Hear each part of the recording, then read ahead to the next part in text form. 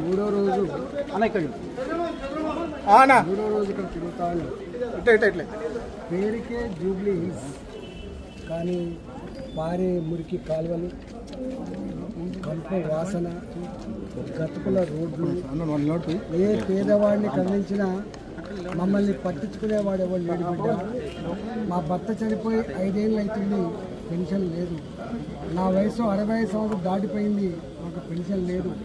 అంటే ఏ పనికి పోయినా కూడా రేపిస్తాం మాపిస్తామని చెప్పి ఆనాటి టీఆర్ఎస్ పార్టీ మోసం చేసింది.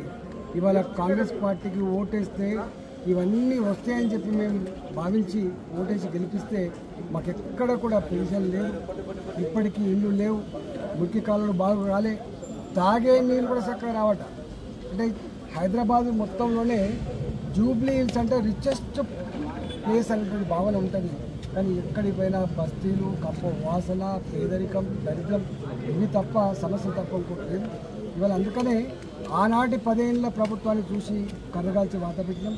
ఇవాళ 2 ఏళ్లలో మళ్ళీ 2 సంవత్సరాల కాలంలోనే కాంగ్రెస్ పార్టీ 40 ఏళ్ళ క్రితం ఏ దుర్మార్గాలైతే చేసిందో, ఏ చిల్లర పనులకైతే ఒడిగట్టిందో, మళ్ళీ అదే చిల్లర పనులు, అదే సంస్కృతి, మంత్రుల మధ్య సమన్వయం లేదు, కొట్లాటలు, వాళ్ళు డబ్బు సంపాదించుకోవడానికి, వాళ్ళు దోచుకోవడానికే టైం సరిపోతుంది తప్ప ప్రజలు పట్టించుకునే పాపన పోలేదు. కాబట్టి ఇవాళ భారతీయ జనతా పార్టీ ఇప్పటికే అసెంబ్లీ వేదిక మీద సమస్యల మీద, కాంగ్రెస్ పార్టీ ఇచ్చిన హామీల మీద కొట్లాడుతూ ఉంది. కాబట్టి జూబ్లీ హిల్స్లో కూడా ప్రజలు కనుక 2 పార్టీలు బొందబెడితే ఇవాళ ఈ ప్రభుత్వానికి కొంత చలనం వచ్చే ఆస్కారం ఉంది.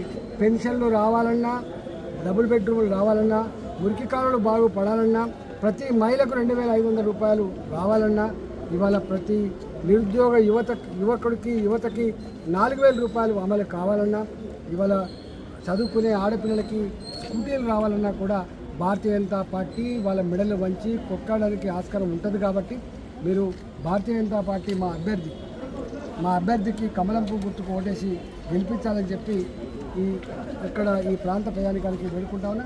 ఇప్పటికే దీపక్ రెడ్డి గారు ఇక్కడ సీనియర్ నాయకుడుగా ఉన్నాడు, గతంలో కూడా పోటీ చేసినటువంటి వాడు. కాబట్టి ఇవాళ కమలం పువ్వు గుర్తు దీపక్ రెడ్డి గారిని గెలిపించాలని చెప్పి మేమందరం కూడా ఇలా కేంద్ర మంత్రులు కిషన్ రెడ్డి గారి పార్లమెంట్ పరిధికి వస్తుంది.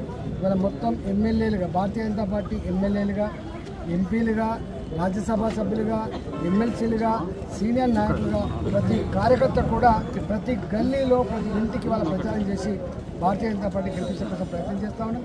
ఎక్కడికి పోయినా ప్రజలు ఒకటే మాట్లాడుతున్నారు, బిడ్డ, దేశం సురక్షితంగా సుభిక్షంగా